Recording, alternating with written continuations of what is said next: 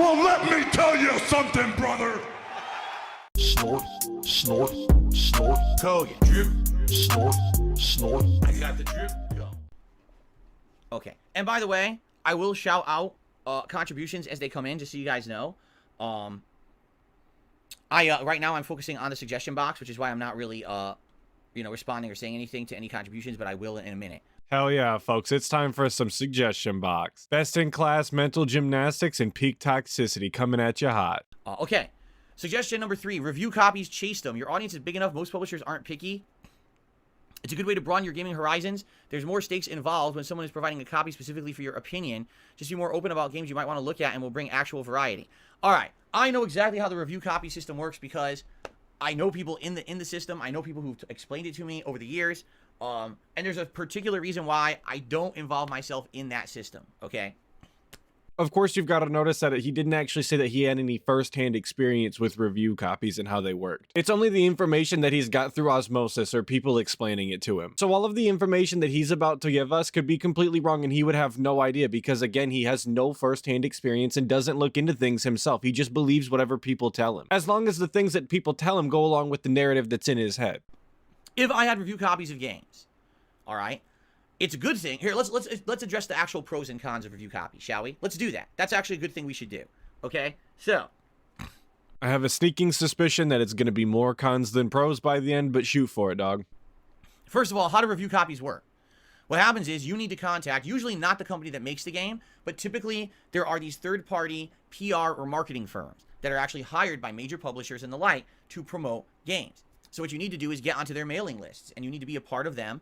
And then as new games are coming out, you contact them and let them know, hey, just so you know, I'm a content creator, and here's my channel, and here's my reach, and I'm interested in playing your game, and here's why. And you can do all that stuff. Basically, put your name out there, and you got to schmooze a little bit. I wouldn't necessarily call that schmoozing. It just kind of sounds like you're putting your name on a list and then they take you into consideration when handing out their review copies. And you may or may not get priority based on how many viewers you get and how prevalent you are on the internet and all of those other factors that typically go into something like this. That's not exactly what I would call schmoozing, because based on what you've said so far, it doesn't like you actually have to try and sell yourself whatsoever. You just have to provide the very basic information and then they can come to a conclusion by themselves. Okay? Typically, if you are a content creator that brings in a certain amount of views a month, you can get review copies of a lot of different games. Not every game. And by the way, no, they're not going to send you collector's editions of every game or whatever, but usually you can get some review copies of games, all right?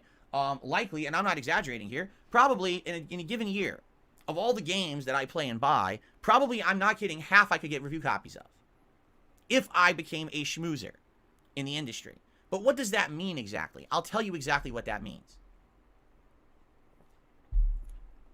Of course we had to take a sip first, because we couldn't just finish out our thought without taking a sip, obviously. The sip was way more important, dude. Well put together, coherent thoughts are secondary when it comes to the sip, goddammit. If you want to be a schmoozer in the industry, you have to watch what you say. You have to walk on eggshells. You actually have to censor yourself. Okay? Allow me to give you some examples. Oh, do give us examples, because I can already tell that you're wrong, but I'm going to let you finish so that we can pick it apart one by one. Let's say I'm playing a review copy of Call of Duty Modern Warfare 3. And right now I'm playing it, and it lags up. And because of that, I lose a match. And we even watch the kill cam. And it shows on the kill cam that even though on my end, I shot the guy 5 times and then I died instantly, and then we watch the kill cam, and the kill cam says, oh, you never fired your weapon. He shot you instead.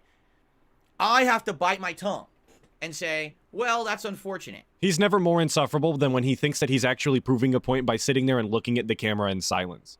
Because if I'm honest, right, and this is a review copy of that game, and I say, what the fuck is that bullshit? You can clearly see on the kill cam, that's not what happened on my side. That's a horrible latency issue. That netcode is shit, and these game developers really did a poor job this year. You can't say that if you get a review copy of a game.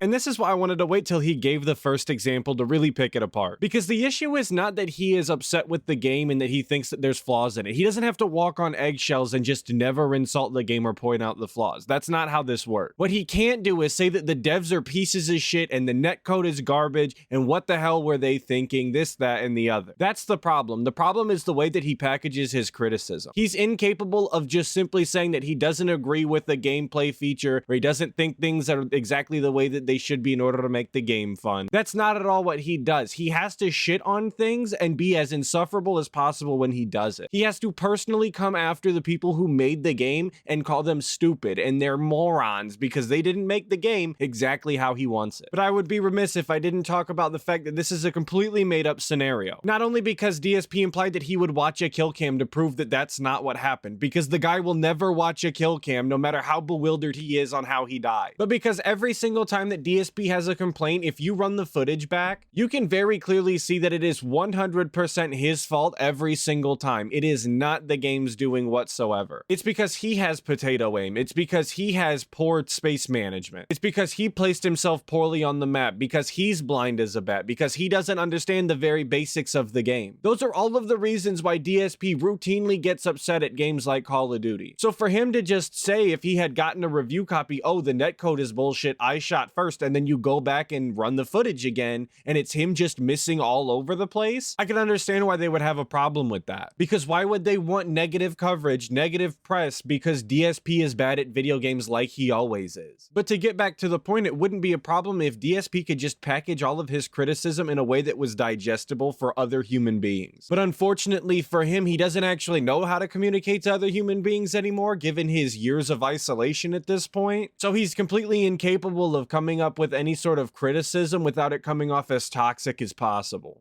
You just can't. Because once you do that, you get flagged. You get flagged as someone who is a person that you don't want to be giving freebie stuff to, because this person could make your game look bad. Now, did I make the game look bad? No, they did. They made the game. They're the ones that made the game laggy as shit, not me.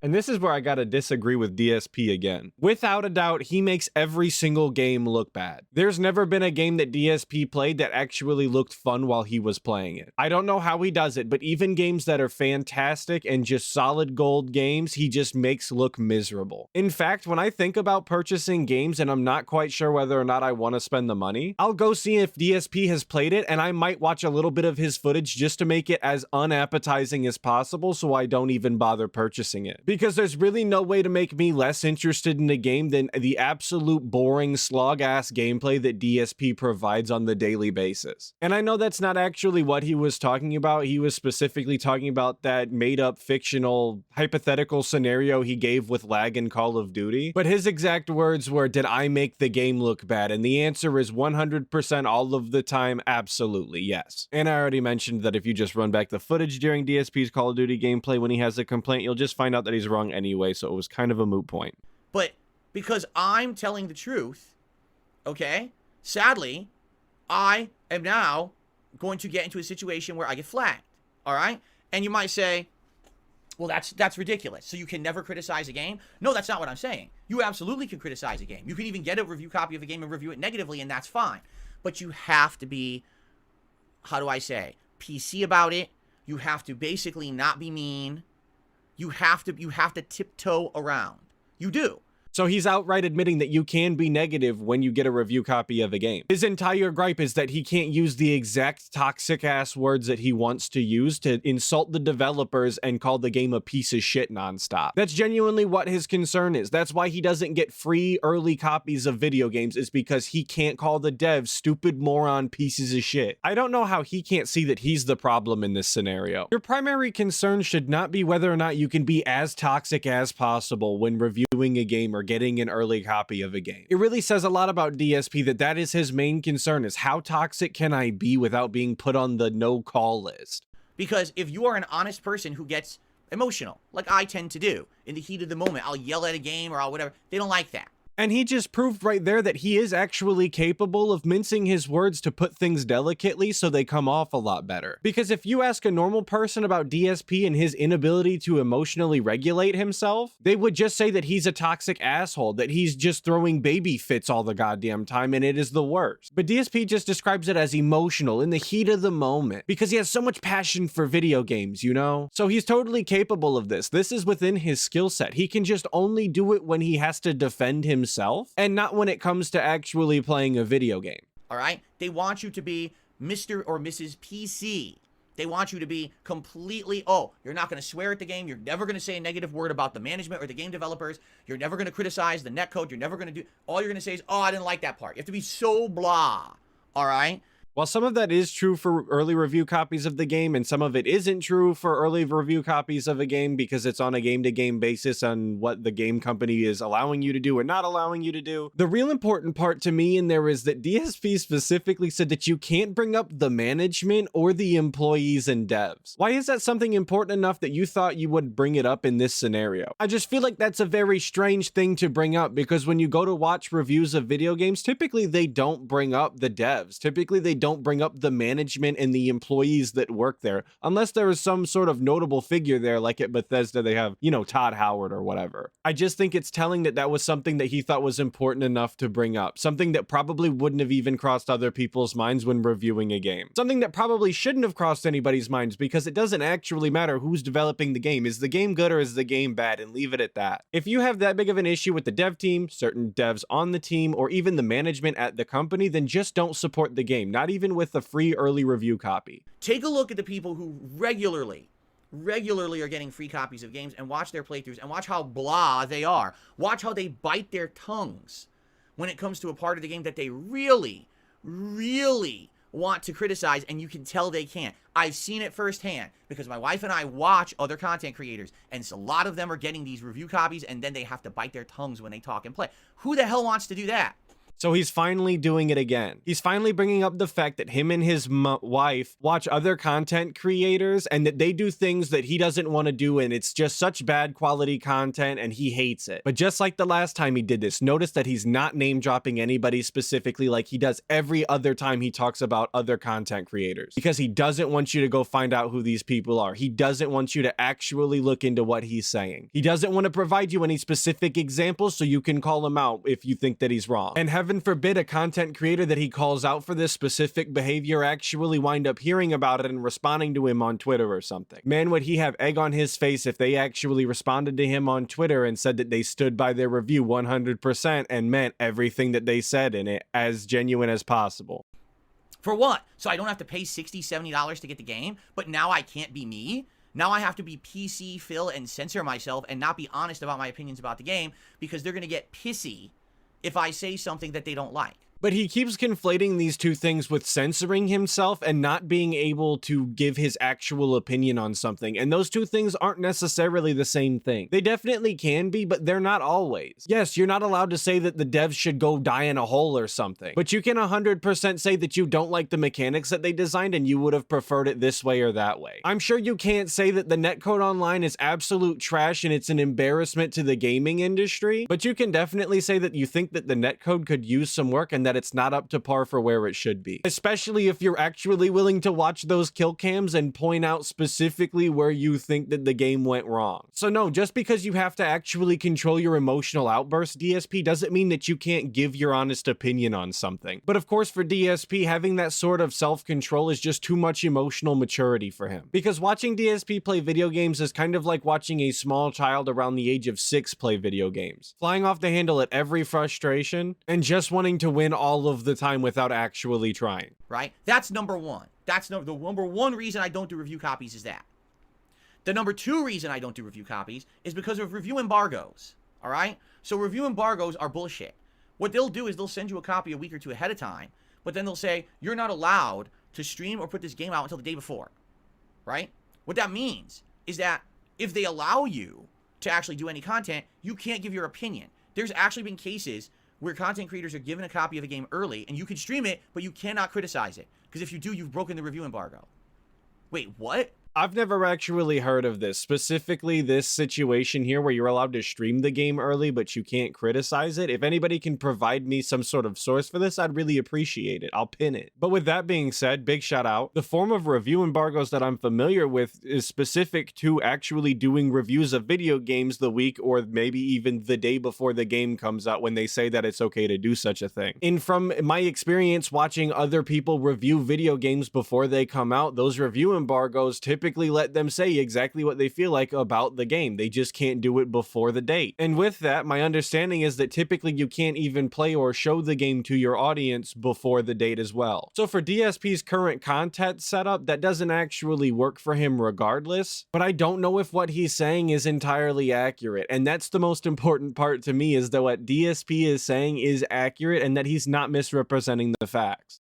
So you want me to stream a game early to give you free promotion, essentially giving you free publicity for this game, but I'm not allowed to say a word about how I feel about it. Right. Well, by the way, if you kiss the game's butt, that's okay. We're not going to care. But if you say something negative, you broke the review embargo. Huh? And it's important to point out that when these situations arise and you have the opportunity to get a review copy of a game early, right? And they do come with these terms and conditions. There's a review embargo. You can only say this, that, or the other. Don't be too harsh in this area. Like, these are the stipulations. You can always just refuse the copy. You don't have to cut yourself off from all review copies because one company says, you know, you can only say X amount of things about the game. And another company would say that that's totally fine and you can say whatever you want. Because he's sitting here lumping all of these games into one and saying that he can't get any review copies for free or anything because of all of these weird stipulations. But all of those weird stipulations might only be on a handful of games. You don't have to get those if you don't want to. But what you do have to do, unfortunately, DSP, is actually read the contract. But of course, you're college educated. You have a business degree, so that shouldn't be any problem for you, right? This has happened. I remember years ago, this was one of the big arguments I got into about this was, what was the zombie survival game? State of Decay 2. So State of Decay 2 contacted these big YouTubers and Twitch streamers and gave them copies of the game early. They played it a week early. And then when people were watching their streams, were actually like tweeting them, well, why aren't you telling us what you actually think about the game? Oh, because there's a review embargo. I can't do that. So you can stream the game and give them free promotion so everyone thinks the game's good because you can't say it's not. But, I mean, what is that bullshit?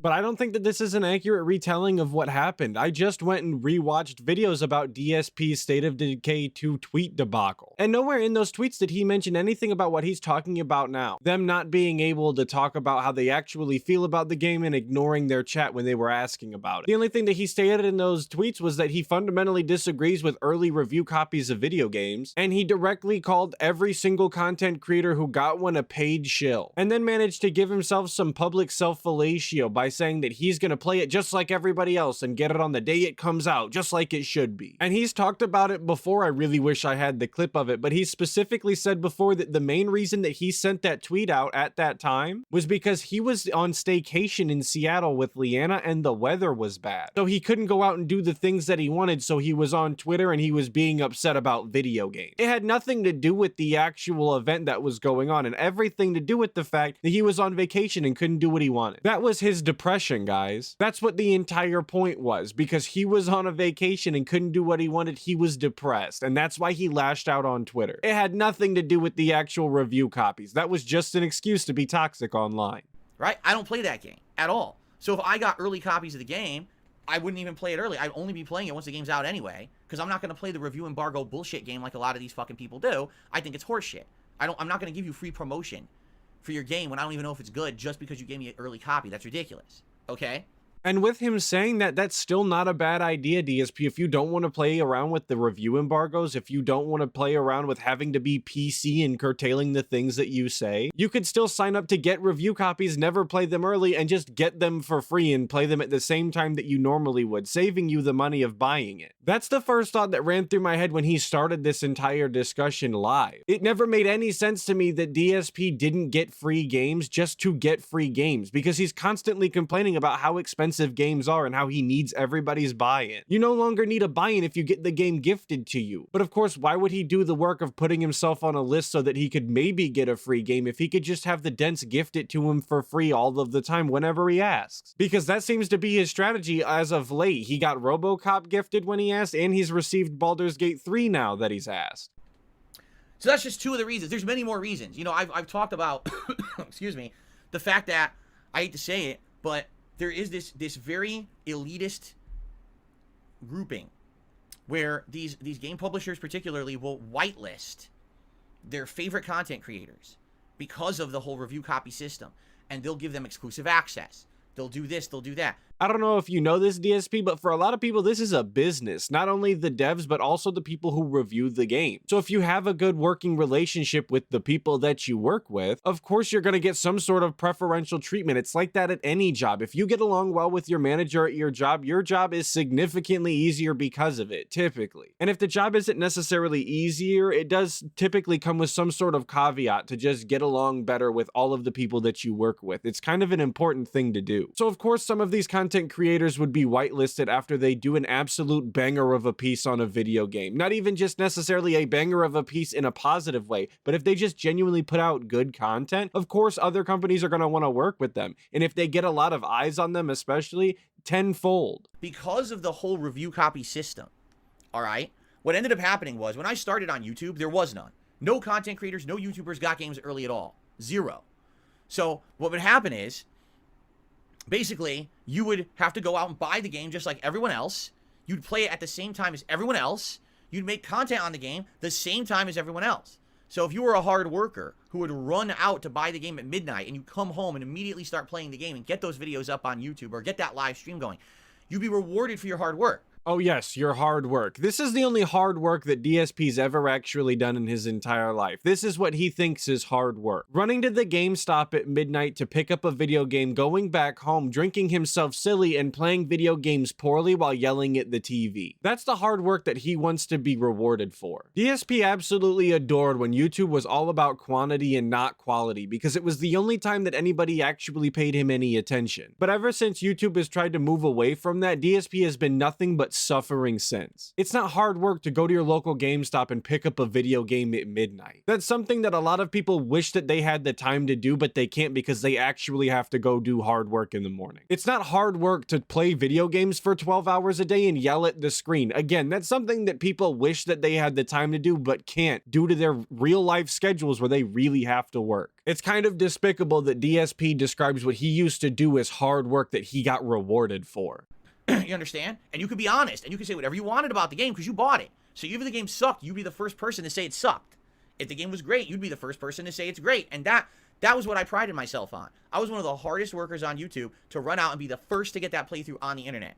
And he just keeps going. He describes himself as one of the hardest working people on YouTube because he was willing to sit on his ass for 12 hours a day drinking himself stupid and yelling at the TV screen because that is all he did. That was the entire content. That was something that he prided himself in. That's what he thought was hard work. That's what he to this day still thinks is hard work. It might be hard on your body living like that, but it's definitely not hard work. And that's what got me a lot of my notoriety and views over 10, 15 years ago. That's what I was known for on YouTube. DSP Gaming, the channel where you get that day one playthrough and everyone figures out the game's good and then they could go out and get it out for themselves or skip it if they think it looks like shit, depending on what Phil thought, right? And I feel bad for anybody who went out of their way to watch a DSP playthrough day one to figure out whether or not a game looked like shit, given what his recordings looked like at the time. Every single game looked like shit. Dude was recording his playthroughs with a camcorder set up on his coffee table while other people were doing direct capture. And that's before we even start talking about the things that DSP actually enjoys in a video game and whether or not he thinks that they're good. Because man, you would be in an absolute hell if you just listened to all of DSP's opinions about video games and only played games that he thought were good. There's a lot of WWE champions in your future if that's the case. That went away with the review copy system because now what happens is these publishers handpick the most PC gamers out there to receive copies of their game first. They're allowed to stream and put playthroughs of the game up early, so their playthroughs become the only opinions people hear before the game comes out. Therefore, of course, those people are going to say the games are good, so they will continue to receive early copies in the future. It's an endless cycle of butt kissing.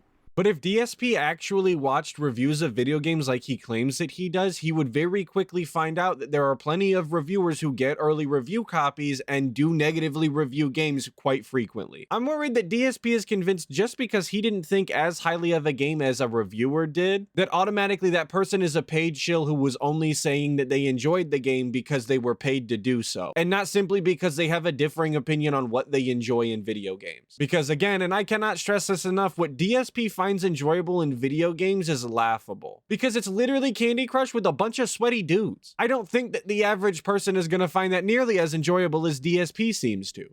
You're the biggest butt kisser who's PC. You keep getting the games. You keep kissing the games, the butts of the games. So you keep getting more games. So you get day one views, early views, before day one views. You get all this money because you play the games early. And it's this endless cycle that should not be allowed. And it's elitist and it's bullshit. And it endlessly does it over and over and over. It just never ends. And I'll be fair to DSP now. I do think that there is something like that going on. That's definitely something that's happening somewhere. There's a content creator that does that and they benefit from it. And there's fake positive coverage for video games that don't deserve it that is being put on the internet. I believe you, I'm sure. But what does he want to happen? He says that it shouldn't be allowed and it's elitist, but what does he want somebody to do about it? Because it's the companies of the games themselves that are giving away these games. Are you going to tell these companies that they can't give away their own games early for reviews? He does this a lot where he has an issue with something that's going on and then just doesn't actually have a solution. He just says that you just shouldn't be allowed to do it. It shouldn't be allowed. A prime example of that is when he talks about how people shouldn't be allowed to talk about him and start drama online. But what does he really want people to do about it? What solution does he think is applicable?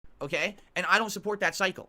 I'm an adamant critic of that cycle. I don't think that we need review copies at all. I think that anyone who wants a game copy should go out and buy it just like everyone else. And you get your opinion out there on the internet just like everyone else. No one should be some specially selected golden snowflake who gets their opinion that stands above everyone else's because they were selected by the publisher to play it first. That's horseshit. And while I don't necessarily agree with the way that DSP is describing people who get early review copies, I guess I should applaud him for actually standing by something that he claims to believe in by not putting himself out there and getting review copies. Whether or not it's because he actually believes in it or if he'd just rather have his dents do it for free is totally up in the air, and I'm probably leaning towards the latter. But as of right now, he doesn't get early review copies and he says it's because he believes in it. So congratulations, DSP. You are the change that you want to see, and there's something commendable in that. And, you can't stop it because that's the industry. Just like any other industry, movies, TV, music, they do that, and now games does it. And this is what happens when you believe people who are talking head bullshitters who are PC fucking actors. Instead of actually trusting people who are genuine, people sadly started just believing anyone who got the games first. So now, that's the industry we have. You get a bunch of fake people who are basically paid shills. And I say paid, when I say that, I mean they're not being directly paid to say good things about the game, but because they have this cycle where they get the game early, they get to play it early, they make tons of money playing it early and kissing its butt, they are getting paid. Just not by the publisher, but through early access to that game, they're making money early, and because of that, that cycle will never end. It's an unbreakable cycle of bullshit now.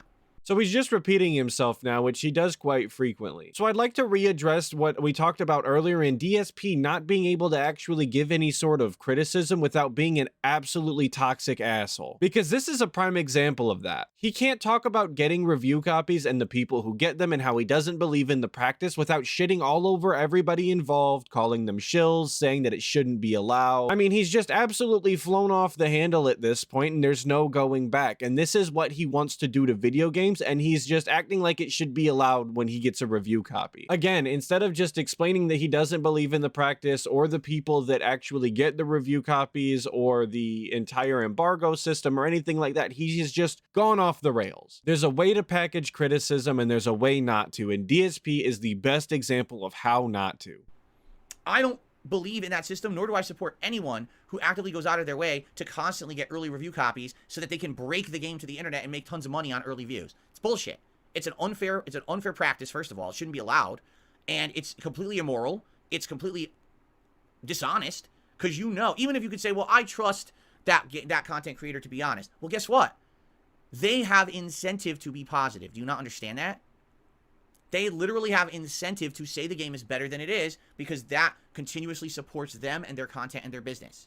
But if this is the kind of logic that DSP is willing to follow, then he should also just be more positive because he has an incentive to continuously be positive on his streams, yet he doesn't. It's almost like a content creator is capable of just making whatever content they want despite whatever the incentive is. Because DSP would be much better off if he didn't treat the dents as bad as he does. He'd be much better off if he didn't shit on every single game he played and act like he was better than anyone who's ever enjoyed it. Because even if that incentive isn't monetary, it might be that he wouldn't have nearly the detractor base that he has. And really, that should be incentive enough. So even if you trust them, they're not trustworthy. It doesn't matter.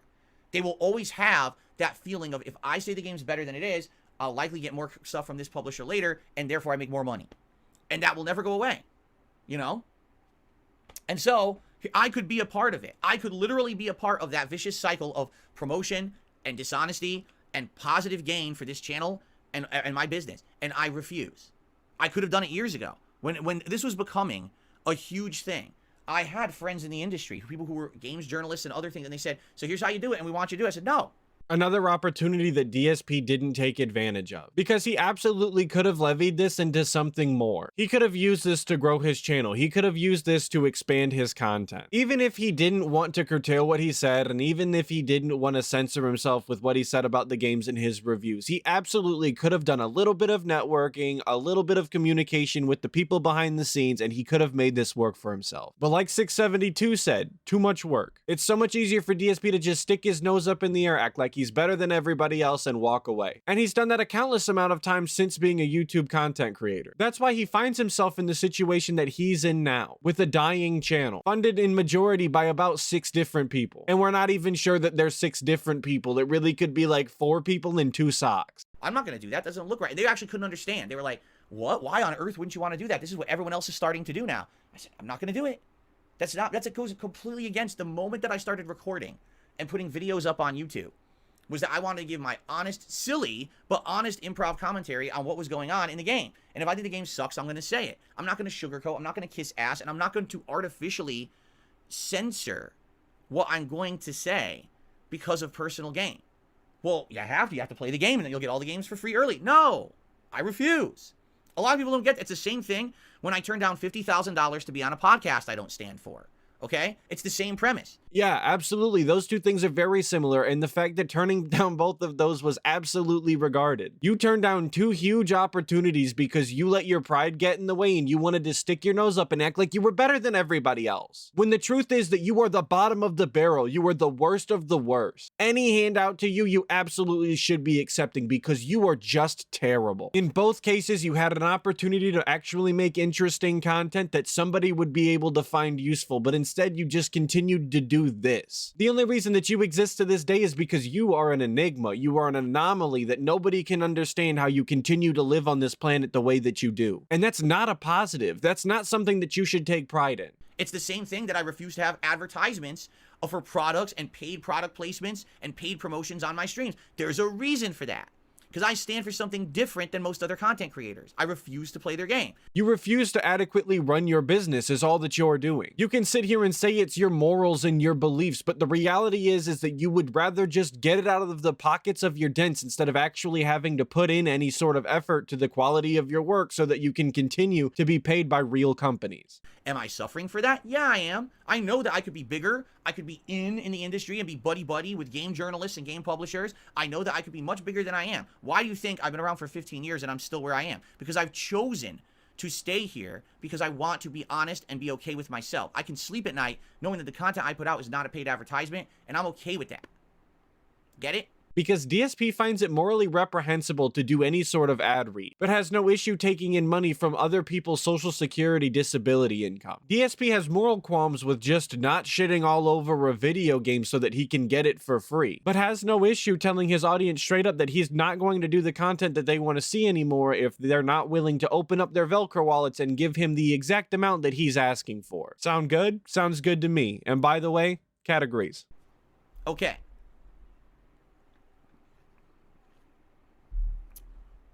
So there you go. That's why I don't do the review copy things. I could easily be a part of that. Easily. It's not hard at all. All you need to do is put in the legwork and you need to schmooze. And I'm not doing the schmoozing. I refuse. And if you don't like that, that's fine. You don't have to understand it, but understand that that's why I am where I am. You know, that's why when a new game is coming out and sometimes things are tight, I have to ask for some help. And that's exactly what I'm talking about. DSP is more willing to ask for help straight from his dents and ask them to pay for video games instead of just having to put in the legwork and actually network with people to get games for free. And I know that I didn't play the sound, but I honestly highly doubt that any company is willing to give DSP an early review copy anyway. They wouldn't touch him with a 10-foot pole. Because as history has shown us time and time again, working with DSP is at a detriment to the person who is working with DSP. That's why right now, like, people were like, will you play Baldur's Gate 3? And I was like, right now, I can't afford it. Like, I literally have bills I need to pay in the next week before I get paid by YouTube this month. I can't drop $77 right now on a video game. I can't. I can't afford it. And then someone said, well, I'll donate Baldur's Gate 3. Okay, then I'll play it on Monday. I'm down for that. Sounds good to me. You know, but that's the reality. And it's an absolutely shameful reality. And that's the difference between being someone who's true and honest and loyal to their viewer base and never going to sell out versus someone who literally will just kiss ass so they never have to be in that situation. Well, I'm not going to kiss ass. Sorry. Gotta call out the entire never selling out point that he just made, because he's totally retconning or memory holing or gin braining, whatever you want to call it. He's totally forgetting about all of those sponsorships that he took back in the day. We're going to talk about the seat sponsorships. Do we want to talk about the loot crate? Do we want to talk about those stupid bean bags? Literally any of it. Do we want to talk about any of it, DSP? We're just going to forget all of that ever happened. What an absolute lying piece of shit, this guy. Oh my lord. I'll be honest about everything I do, and I'll be the man on the island sitting alone Because Cat left, hashtag team divorce. doing my content for the audience that wants it. I don't have to be in that big schmoozing industry. You know, it's kind of like there's the group who's an in-group at the Oscars, and all the actors are schmoozing and all the directors are schmoozing. But then you got people who still like to make movies, but they don't want to be a part of that shit. So they're over here by themselves. Did they get invited to the Oscars? Fuck no, but they don't care.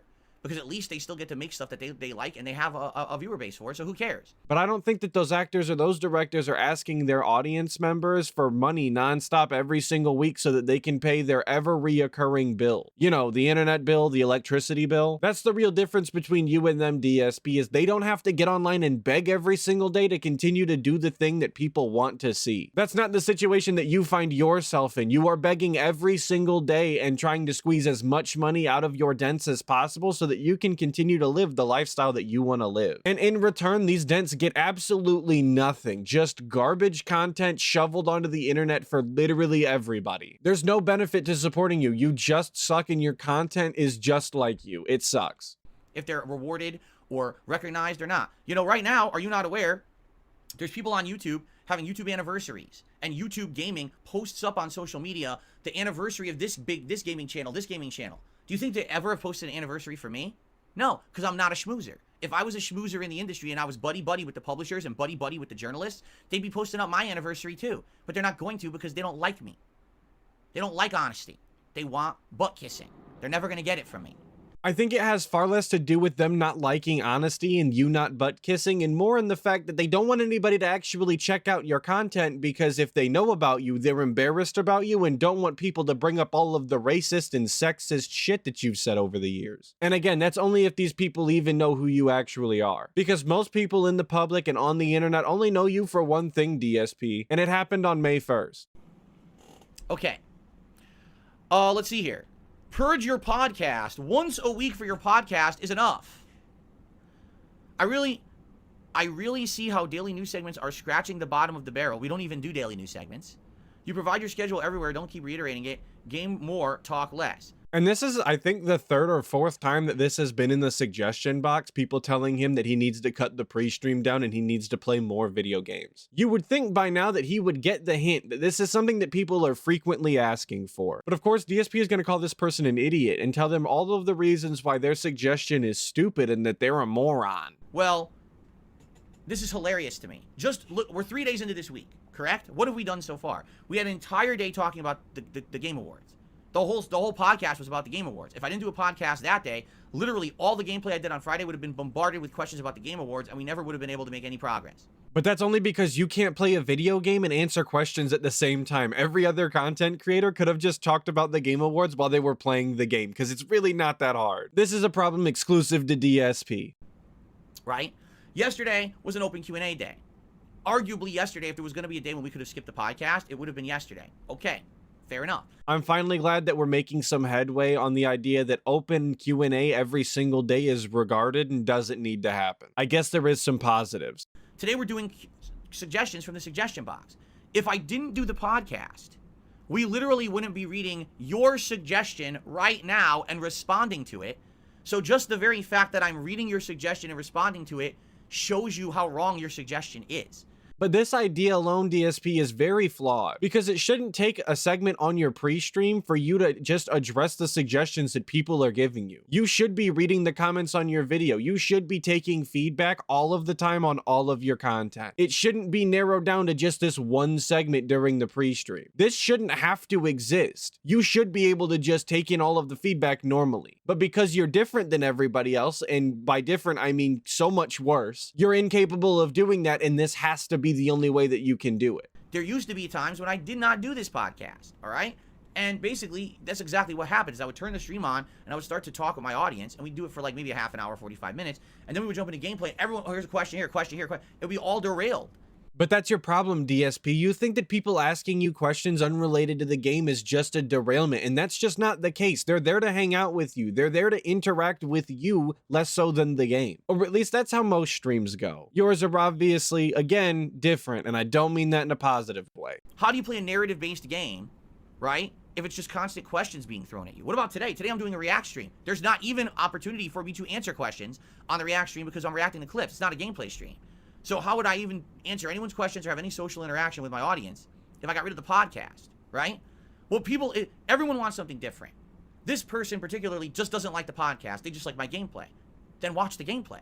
There's tons of it, right? In a given day, there's 5 or more hours of gameplay that I put out on DSP Gaming. Saying that there's 5 hours of gameplay is a little misleading, DSP, because how many times throughout the gameplay do you just stop and do nothing? How much of that time is spent looking at the menus while you lean in manual ban people? How much of that gameplay is you updating the leaderboard? And I love that you just assume that this person doesn't enjoy the podcast whatsoever. It totally couldn't just be the fact that you don't have anything interesting to talk about at least 3 days out of the week. That's not enough for you? You want even more than that. 5 hours a day of something for free isn't enough for you, apparently. Of course, DSP, make him sound entitled. That's always the hallmark of a good suggestion box. When the person reading the suggestions, the guy who's supposed to be taking the feedback into consideration, makes you sound entitled for giving your feedback. Tell me another entertainment medium that will provide you with 5 hours of free content in every day, right? Without fail, on a schedule that I'm adhered to. I'm one of the most prolific, dependable guys on the internet. Prolific only in the sense of volume and dependable only in the fact that you dependably put out shit every single day, yeah. Not exactly something that I would be bragging about, but DSP, I guess you gotta get your wins where you can. But that's not good enough. Now you also want me to cancel my talk show that I like doing every day, which has meaning, right? The funny part about it is, well, we don't need to know your schedule. Well, if we didn't have these discussions, I wouldn't be playing Baldur's Gate 3 on tomorrow, because this came from us talking and determining what would come next and having this discussion on the podcast. No, it didn't. It came because the game won a bunch of awards and you ran out of excuses as to why you couldn't play it. It had nothing to do with the discussion between you and your chat during your pre-streams. And saying that you have to have a pre-stream in order to communicate with your audience is just nonsense, because they can totally just leave comments on videos with feedback if they wanted to, if that was the way that they needed to communicate with you. But that's completely unrelated, because again, it had nothing to do with that and everything to do with you ran out of excuses, and the game is very prevalent right now, winning all of the game awards. And then we determined Baldur's Gate 3 on Monday. So if I had no podcast, no Baldur's Gate 3 playthrough. Are you okay with that? Do you see what I'm saying? But that's the thing. What you want to do is focus in on this little thing. Oh, well, you just have news segments that aren't very good. I mean, that's kind of an understatement. Your news segments not only are not very good, but they're not very accurate and they're entirely biased. That's a little more accurate. But that's before we talk about the nonsense Q&A that we do, again, every single day, the incessant schedule updates that we, again, do every single day, the recap of the recap from last night, which, again, we do every single day. Are you starting to see a pattern here? Yeah, we do them every once in a while. And usually there's interesting news to talk about 2 or 3 times a week, maybe not. But we always have something to do on the show. Every once in a while, it's nice to just have a show without a direction. And then we ended up having a good show that's just chill, right? But this show has actually allowed me to have some relevance outside of the realm of just playing video games. Do you understand that? Now all of a sudden we're worried about being relevant on the internet outside of playing video games, DSP? I thought you made curated content for your small style audience that comes around for a specific type of content. And I only said it like that because I know I just brought that up in literally the last video that I did. We went back over this because he keeps talking about trying to reach a wider audience and be more prevalent outside of just video games. But that goes directly against the entire idea of him making curated content for a curated audience that come by to see a specific style of content. Like, because I do a talk show every day, we can talk about topics, we can talk about news, we can talk about games in general, we can talk about the TGAs, we can do all this stuff, and people don't have to sit there and watch part 37 of a random playthrough to hear my thoughts about the TGAs, right? People don't have to spam me with tagged comments in the chat when I'm trying to play RoboCop to say, hey, play Baldur's Gate 3, because we had a discussion about it and determined we would do it on the podcast. Again, I don't know how many times I have to explain, but what I think the problem is that we have a culture on the internet of people who are very demanding and want instant gratification for what it is that they want, right? Amazing. What a quality suggestion box. I'm glad we keep doing these. So in this case, I really feel like this is a person who really enjoys the gameplay, and I appreciate the suggestions here, but they just don't like the talk portions. Then don't watch the talk portions. You don't have to. It's 2 hours a day that I do the show, right? Hour and a half. Then there's 5+ hours of gameplay. So watch the gameplay. No one's forcing you to watch the show. Does it really bother you that much that I do a talk show every day? Really?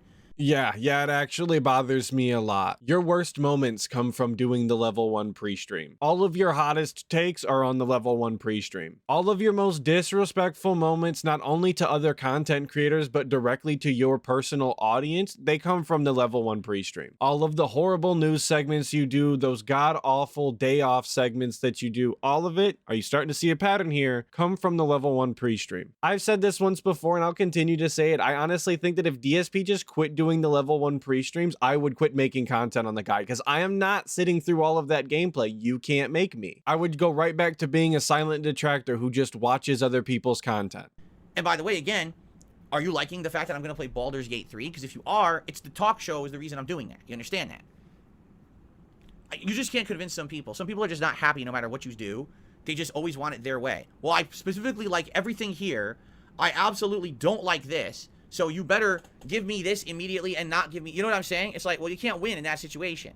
I'm not going to be able to cater to every single person, right? While the person wasn't specifically saying to just get rid of the pre-stream altogether, they did only say to do it about once a week. But if DSP is not okay with that, and he's gotten this suggestion multiple times, he could definitely cut back the amount of time that he spends doing it now, though. He could give it a defined amount of time that it has per day to run, instead of just arbitrarily ending it whenever he feels like it. He could also start doing it every other day, and he would probably have more interesting things to talk about if he did do it every other day. I'm not. So, you know, sorry that I can't. But I'll do my best to try to at least do variety content. The other thing is about this show, and I actually said this when I started it.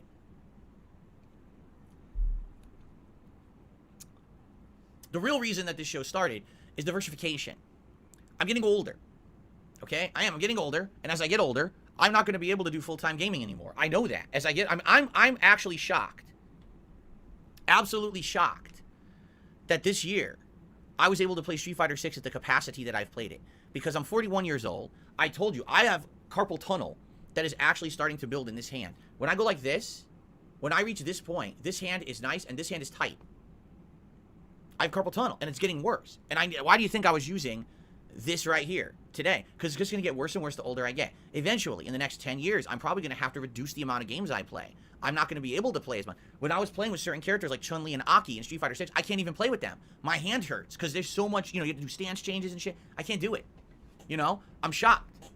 I'm shocked how much he can make it sound like playing video games is back-breaking manual labor. He's the only person I've ever heard say that they can't play video games because they're getting too old. As if he's doing anything other than just sitting on his ass and moving his fingers a little bit. Never once in my entire life have I ever heard anybody say that they can't play video games because they're too old. And look, if he's getting carpal tunnel in his hand and he can't play competitive Street Fighter or whatever, that's fine. I understand that. But to sit here and act like your body just can't take playing video games in general for an extended period of time is absurd to me.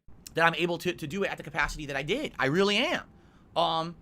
And as things get, like, that I get older, I gotta accept the fact that I'm getting older, and I'm not gonna be able to do as much stuff. I might either have to play more relaxing games that aren't as control intensive, right? Or I'm gonna have to do other content. This show is part of that other content. The fact that I do a daily talk show every day and I relax with you guys and we talk about these kind of topics is a great thing. Because now I'm known that I do a podcast as well as all my gaming, right?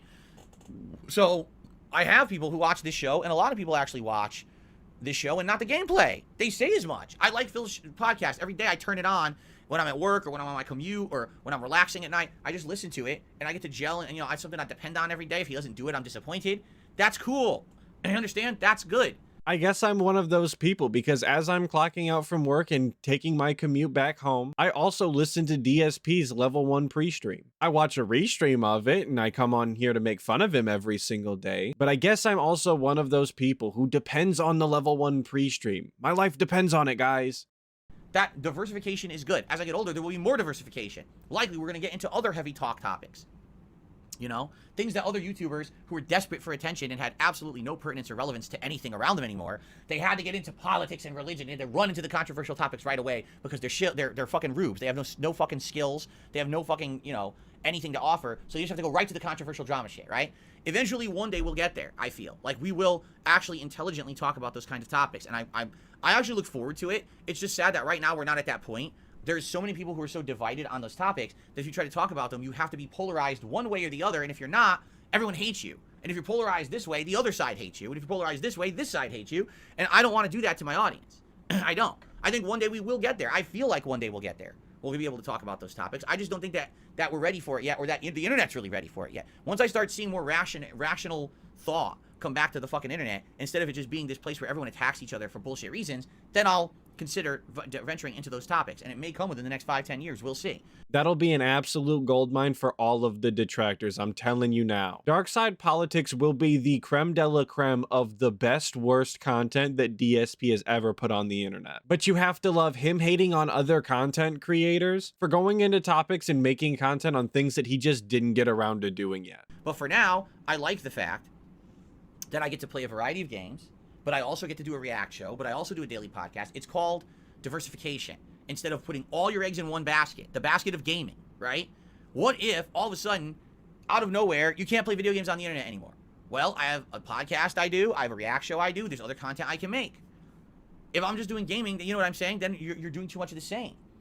And by the way, when you do all the same all the time, it gets boring. It does. It gets boring to just do the same thing all day, every day. It gets monotonous. It becomes a grind. I don't want my job to be a grind. I want it to be something fun that I look forward to doing every day.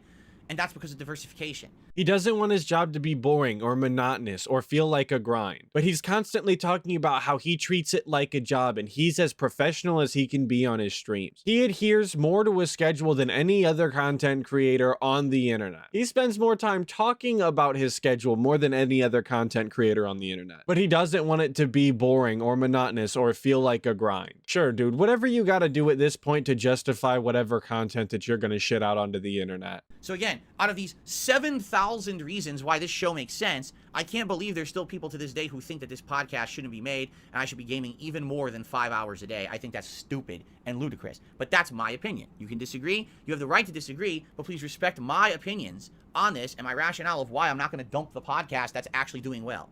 There are days, no exaggeration, there are days when all of my attention and support and engagement comes in during this show. And then when I start to play a game, everyone leaves. And I get no support for the rest of the stream.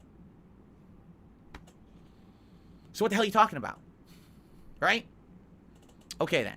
And again, that should be telling the DSP. The fact that he does an entire stream's worth of video game playing and nobody bothers to support him whatsoever. But that's the very metric that he uses to determine whether or not people are finding the content enjoyable, entertaining, meaningful, whatever he wants to say. So why does he not go out of his way to try and improve that content to make sure that people are having a good time? It just doesn't make any sense. But that's going to be the end of the video for today. I hope all of you enjoyed this extra long suggestion box segment. I hope all of you were very entertained. Of course, an additional shout out to my boy Snort Hogan for the clip in this one. I really appreciate it, brother. A big thank you to everyone who watched the video, especially if you made it this far. That really does mean a lot to me. And a special shout out to all of my members. Thank you as well. Hopefully I'll catch all of you guys in the next video, but until then, make sure that you check out other detractor channels and dive deeper into that Snortex.